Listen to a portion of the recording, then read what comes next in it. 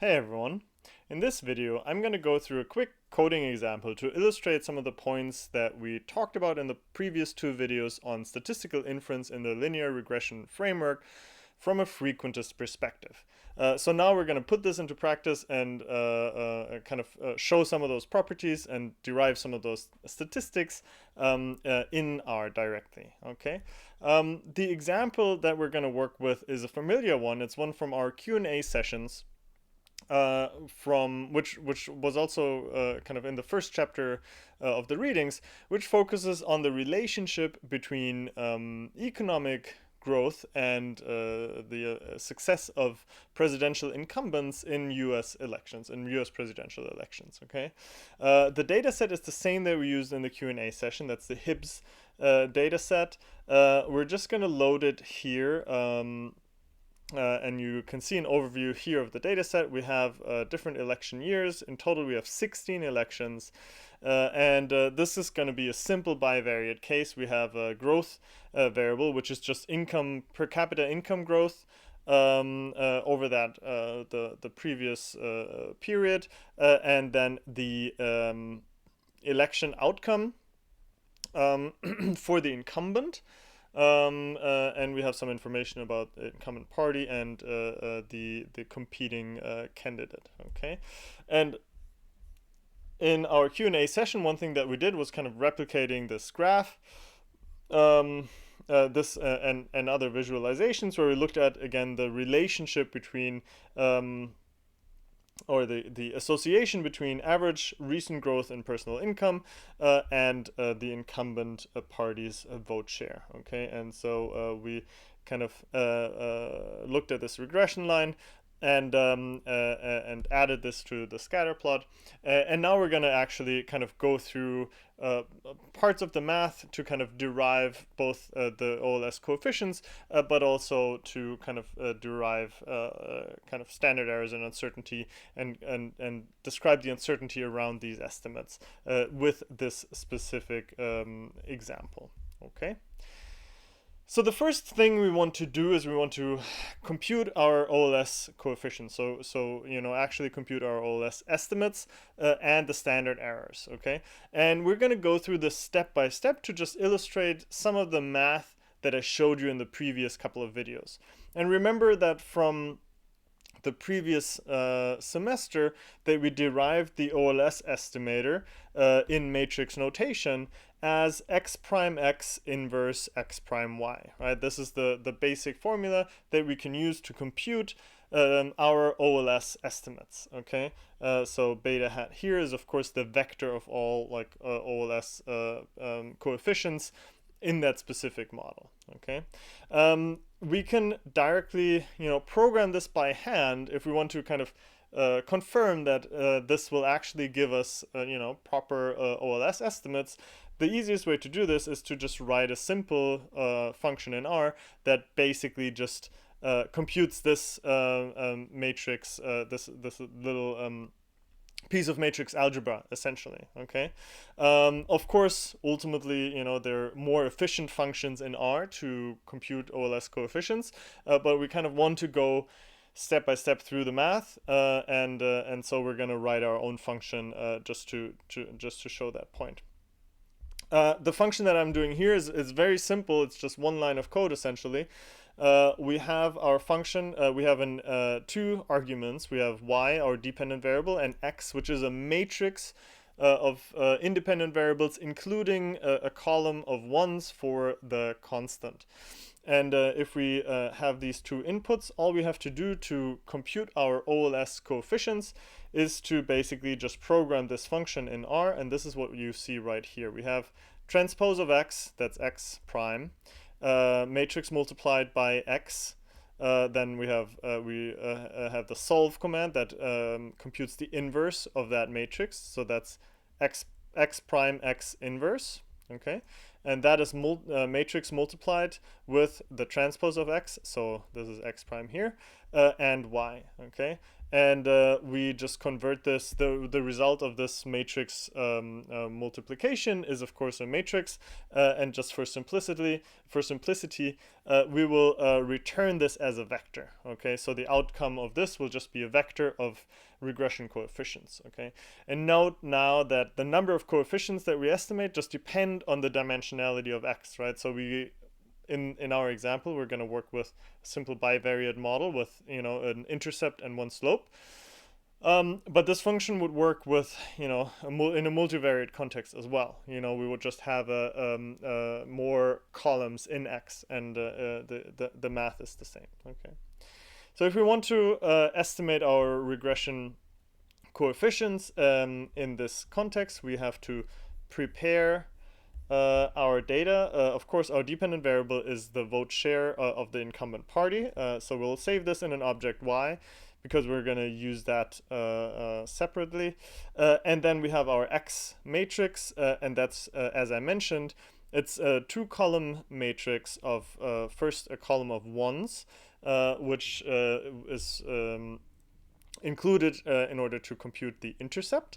And then we have our income growth variable. Okay, so it's a simple bivariate regression, just to kind of go through the math. Okay, so in order to, after preparing our data in this way, we can estimate our coefficients by using our custom OLS function with y and x, and the beta coefficients that we get are 46.24 for the intercept and 3.06 for the slope. So 46, the intercept is of course means that hypothetically in a hypothetical scenario where there was 0 income growth in the previous period, the expected vote share of the incumbent party is 46%. So if there's no income growth whatsoever, the incumbent party is predicted on, or in expectation, the incumbent party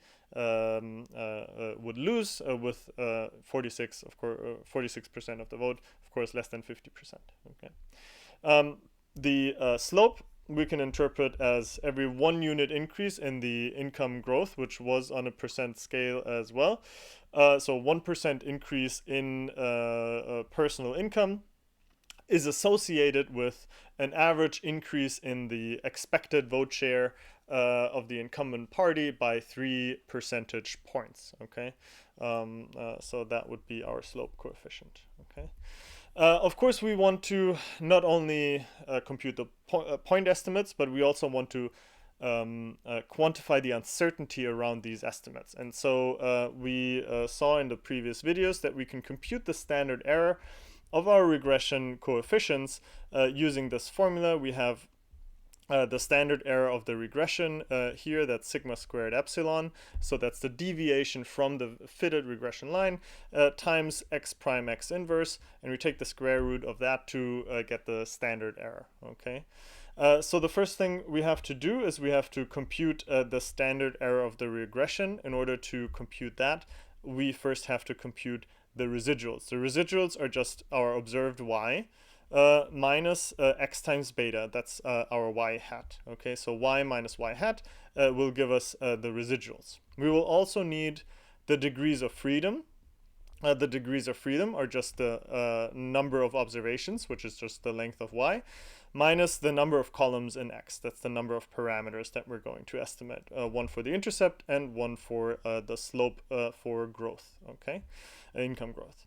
Then we can compute the variance of the regression, which is just, you know, if you go back to the formula, just the sum of the squared residuals divided by the degrees of freedom. So sum of residuals squared divided by degrees of freedom.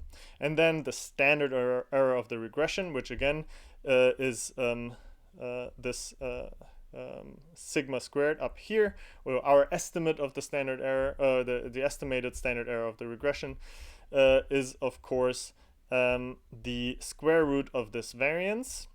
So we just take the square root and we can print the standard error, and that's 3.06 0.76 approximately. Okay, so that's the standard error of the regression. Now we want to compute the standard error of the coefficients themselves. In order to do that, we need to multiply the variance, so that's the sigma square up here, times x prime x inverse. So x prime x inverse is this expression right here. And after we multiply those, we then take, this is kind of the covariance matrix. So this is not only the uncertainty around each beta, but this is also the covariance between the different coefficients. So if we want to just compute the standard error for individual parameters, for individual coefficients, all we have to do is look at the diagonal of this covariance matrix. So we extract the diagonal here using the diag command, and then take the square root, because we want to, rather than just the variance, we want to look at the standard error. Okay, so that's the square root of the variance. So the standard error of our beta coefficients is then 1.62 and 0.69. Okay. The next thing we want to do is we want to compute, based on our standard errors that we just computed by hand, we want to compute our p-values and confidence intervals. And again, keep in mind that we're looking at this from a frequentist perspective, okay? So the p-values and the confidence intervals are interpreted in the context of hypothetically repeated sampling procedures or repeated data generating processes, okay? If we want to summarize these results based on kind of the formulas that I went through in the previous videos, to get the t statistics for each of the beta coefficients, all we have to do, again, now with the null hypothesis of beta, the true beta value being equal to 0, the t statistic or the t value that we compute is just our estimated beta hat divided by the standard error of beta. So t beta is equal to beta divided by the standard error of beta. Okay. Now, if we want to, based on this, compute the p-value for that specific coefficient, all we have to do, since this is all we have to do is basically examine the probability mass that is kind of outside of the t value that we computed, because that will give us the probability that we under the null hypothesis. So assuming that the null hypothesis was true, that the population beta is actually 0, that probability mass will give us the probability of observing a t statistic that is as large or larger than the one we observe, again assuming that the null hypothesis was true. Okay, so in order to do that, we just look up the probability of the cumulative cumulative probability mass in the t distribution of our t value. We take the absolute value so that we're, basically we're looking at the absolute value, and we're looking at the upper tail. So basically we're taking a positive, we're looking only on the right side of this t distribution, and then we're multiplying this by 2 because it's a two-sided test. So we're basically, we have our t value, and then we're looking at the probability mass. If you kind of think about the hypothetical bell curve, the t distribution, we're basically just combining the probability mass on the right side that is beyond our t value that we computed, and on the left side that is beyond the t value that we computed. Okay. And after computing these p values for each coefficient, we can also compute the lower and upper bound of our confidence intervals. And the way we can do this is we just take our critical values for the 95% confidence intervals using the qt command with our given degrees of freedom, and we multiply those by the standard error, and then subtract and add them to the point estimate that we computed previously, and that will give us the upper bound and lower bound of our frequentist confidence intervals. Okay. Now what I do then is I basically add all of those together in a tibble, to have a nice summary of our estimated beta coefficients, our standard errors for each coefficient, our t-values, our p-values, our lower bound for the 95% confidence interval, as well as the upper bound of the 95% confidence interval. And again, we didn't use any pre-packaged functions. All we did essentially was to apply the formulas that we walked through in the previous videos and computed those quantities and statistics based on that. Okay. Of course, we want to make sure that all of that is correct and that we kind of went through the math correctly. And so in order to do that, we can quickly compare the results to the coefficients and confidence intervals and so on that we get using the standard LM function. Let me just move myself out of the way here.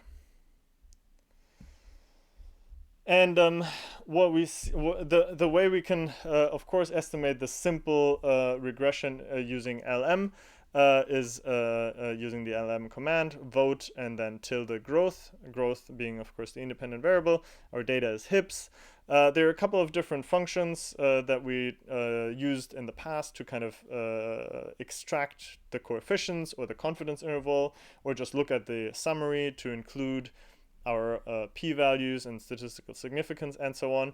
But the way I'm going to just summarize this is just to kind of replicate the same format that we just created using the tidy command, which is a part of the Broom package, which I showed you before a couple of videos ago. And so we do that. We use the tidy command with the argument conf int equals true to directly extract the confidence intervals for the 95% level as well.